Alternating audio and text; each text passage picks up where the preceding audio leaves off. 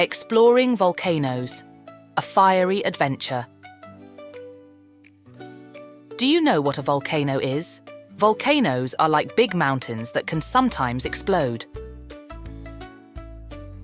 They are special mountains because they can shoot out hot stuff like lava and ash. Inside a volcano, there is something called magma. Magma is super hot rock that is like a liquid. When a volcano erupts, the magma comes out and flows down the sides like a river of fire.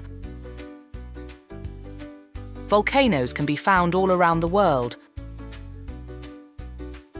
Some are big, some are small, some are even under the sea. When they erupt, they can make loud noises and send ash and rocks high into the sky. But volcanoes aren't just about explosions. They also create new land. When lava cools down, it turns into rock. Over time, this rock builds up and makes new land.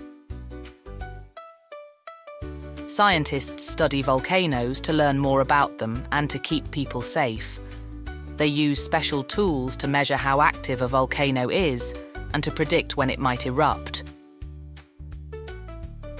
So, the next time you see a volcano on TV or in a book, remember that it's not just a mountain.